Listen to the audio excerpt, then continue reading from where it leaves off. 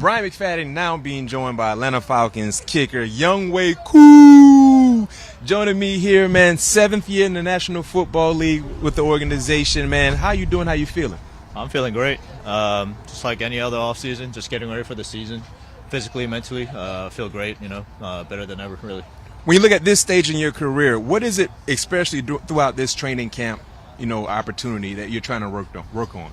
Yeah, you're trying to peak at the right time.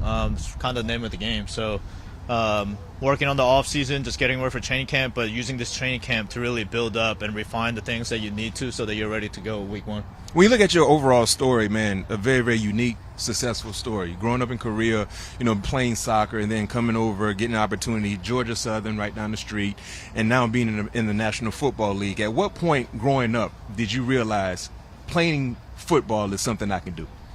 It's actually a funny story. So I grew up playing soccer, and in New Jersey, football and soccer were in the same season, fall. So we had to make a decision on which one we're going to go with. And my middle school coach actually came to my house and explained to my parents, like, hey, he has a future in this. And, coming from Korea, we didn't know what football was. My dad was like, what are you talking about? He's just kicking a ball. But we sat down as a family in 8th grade and made the decision that we'll go with football and see what happens. And I would say my dad made the right decision there. Oh, no question. I bet he knows what football is now, right? No Your doubt. entire family. No doubt. Growing up, were there any kickers that you really watched, especially when you started to participate in football? I would say just everybody, but I also understood pretty early that everybody kicks different, just like a golf swing. Every golfer swings differently, but just gets the job done in different ways that they can, what feels comfortable to them and what, makes them most consistent. And I try to, pick up on the things that people do well and try to, put that into my swing. But if it doesn't work, throw that out and just kind of like the recycling things. It's like, all right, this is me. Let me not forget that, but also let me work on what I can do better. When there's a critical moment in the ball game, I'm going to set the scene for you. 4th quarter, Falcons are down 2. It's the 49, 50-yard field goal. They call your number. What actually are you thinking about in that moment? My process, leading up right? to the process, yeah. It's the same thing that I just talked about as far as my swing goes. So I'm thinking about, all right, what's the situation? Do they have a timeout? Okay, there's a possibility of that.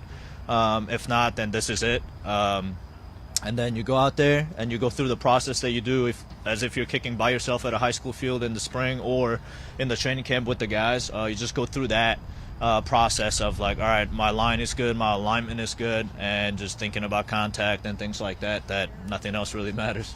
I had an opportunity of talking to Cameron Dicker, and I built a Kicker with Dicker. Okay. That was the name of the segment. I want to do the same thing with you. And also, he mentioned you in one of the attributes. So what I'm going to do, I'm going to name an attribute of a kicker. The first active kicker that comes to mind, you give that name. All right?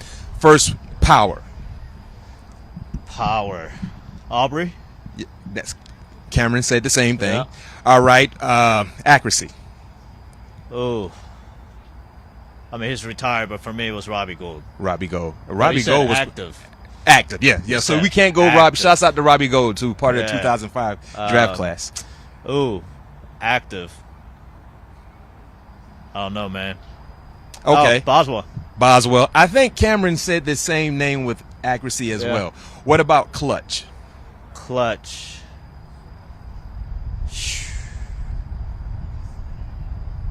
I don't know. I like me there. Love that. Okay, the last one, swag. B-Mac. B-Mac? Green Bay.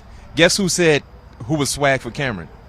You. Oh, I like that. He said he loved your swag. Yeah. So I love that list. You got Aubrey for power, accuracy, Boz, clutch, yourself, and swag. Who was it again for swag? McManus with the Green Bay Packers.